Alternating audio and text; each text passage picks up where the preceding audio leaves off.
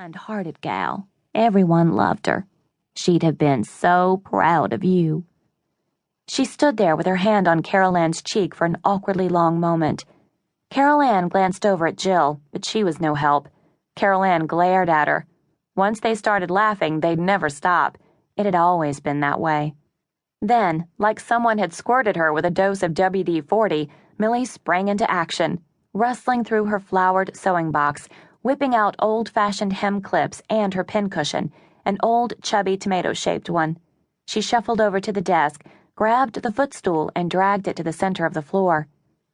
"Can you step up on this in those shoes without breaking your neck?"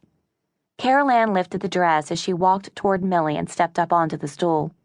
"I can." "The dress, the color, it's all perfect," Jill said, clapping her hands. Carolanne smoothed the skirt and spun, letting the fine layers of fabric swirl around her legs. "I love it." Jill held her hands to her heart.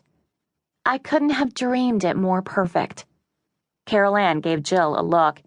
"You've had that giant binder of pictures and lists for your wedding since we were in junior high. Since before you had a groom. This perfection is exactly what you dreamed of." Jill shrugged. Okay, so it's just as I planned, but it's even better in real life."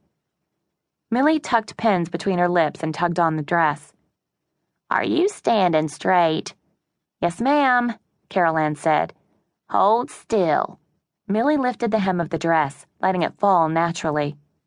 "I feel 17 again." "Your prom dress wasn't nearly as lovely as this one, but I'll never forget how excited you were about going to that dance. You were so darn wiggly I'd like to never have gotten that dress hemmed." "Too bad I didn't get to go to the dance. All that time you spent on that dress, for nothing." "It wasn't for nothing. I loved every minute of sewing that dress for you."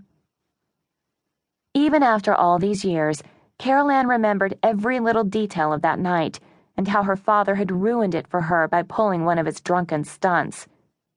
Why is it so easy to remember the bad things?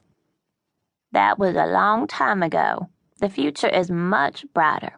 For you, your dad, all of us," Millie said through the tight-lipped hold she had on the pins in her mouth.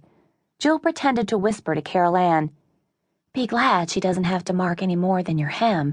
I swear my heart couldn't take another hour of her nearly stabbing me or worrying about her swallowing those pins." "My hearing ain't gone yet." Millie's voice raised a notch in a slight tone of defiance. "Jill fussed the whole time I marked her dress, and I might remind you, Missy, that it wouldn't have taken so long if you hadn't lost that weight. Caused me to have to take in the gown a whole size. Not an easy task with all that beading, either." She looked like a catfish with all those pins hanging out of her mouth. Millie raised a brow and aimed her question at Jill. "Have you ever heard of anyone swallowing pins?" Jill set her chin in a stubborn line. "Well, no, but it could happen. Tell her, Carolanne, it could happen." "Oh, no," said Carolanne. "I'm not getting in the middle of this." "I swear you are just like Pearl," Millie said to Jill. Carolanne stifled a laugh. "And I love you in spite of that," Millie said. "You're just like your grandmother when it comes to bossing folks around and controlling every little detail, but I guess someone's got to do it." "Speaking of details," Carolanne asked Jill, "are there any other maid of honor tasks I need to take care of for you before this weekend?" Jill shook her head. "No, we're actually ahead of schedule. My 4-H girls volunteered to work on the tulle bags of lavender after the meeting, so you're off the hook for that." "I like that." Carolanne made a quarter turn and a mental note that she should get involved with some of the groups in town like Jill had.